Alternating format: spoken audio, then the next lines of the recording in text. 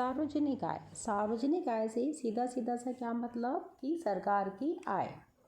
सार्वजनिक आय का अर्थ विस्तृत और संकीर्ण दोनों ही रूपों में लगाया जा सकता है।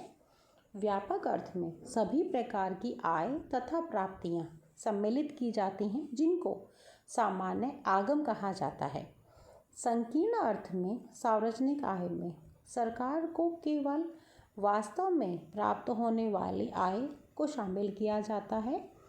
संकीर्ण अर्थ में सरकार की केवल वही आय शामिल की जाएगी जिसे लौटाना ना पड़े, जबकि विस्तृत अर्थ में सार्वजनिक आय में सार्वजनिक ऋणों को भी सम्मिलित किया जा सकता है। सार्वजनिक ऋणों को सरकार को वापस लौटाना होता है।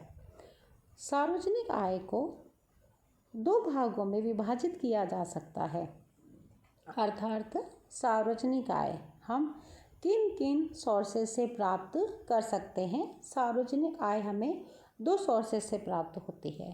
पहला कर राजस्व, दूसरा होता है गैर कर राजस्व।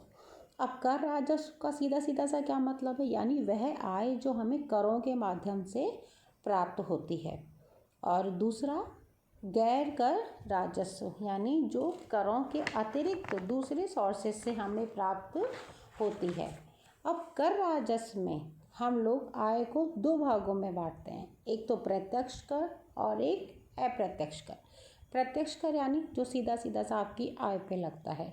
अप्रत्यक्ष यानी वह कर जो एक व्यक्ति पे लगता है और उसका भुगतान दूसरा व्यक्ति करता है। प्रत्यक्ष कर में हम लोग शामिल करते हैं आय कर को और संपत्ति कर को। अप्रत्यक्ष कर में हम लोग लेते हैं उपभोग कर, उत्पादन कर, बिक्री कर इत्यादि। इसी तरह से स्टूडेंट्स, जब हम गैर कर राजस्व की बात करते हैं तो वह आय जो कर के अतिरिक्त अन्य सोर्सेज से हमें मिल रही है, जैसे शुल्क हो गया, जुर्माना हो गया, दंड हो गया, उपहार हो गया, अनुदान हो गया, सरकारी संपत्ति हो गया, महसूल यानी ड्यूटीज़ हो गया, ऋण हो गया। ये कुछ सोर्सेज ऐसे होते हैं जिन्हें हम गैर कर राजस्व कहते हैं, यानी करों के अतिरिक्त दूसरे सोर्सेज से जो आय प्राप्त होती है उसे हम कहते हैं गैर कर राजस्व। एक बार आप दोबारा देखो, पब्लिक रेवेन्यू का मतलब सार्वजनिक आय, सार्वजनिक आय का मतलब सरकार की आय, ठीक है। वह आय जो सरकार से संबंधित है। सरकार की आय किन सोर्सेज से प्राप्त हो सकती है? दो सोर्सेज से, कर राजस्व और गैर कर राजस्व। कर राजस्व को भी आप दो भागों में बांट सकते हैं, प्रत्यक्ष कर, अप्रत्यक्ष कर। गैर कर राजस्व में कर के अतिरिक्त जो भी सोर्स होते हैं, अनुदान हो, सब्सिडी हो, शुल्क हो, जुर्माना, उससे हमें आय प्राप्त होती है। राजस्व की सफलता के लिए यह आवश्यक होता है कि राज्य के पास अपनी आय प्राप्ति के लिए एक स्वस्थ एवं समुचित प्रणाली हो।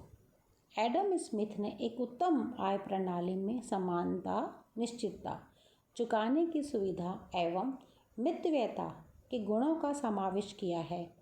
राजस्व या आय की नीति निर्माण में उत्पादन स्तर एवं उपयोगिता स्तर को आधार बनाना चाहिए।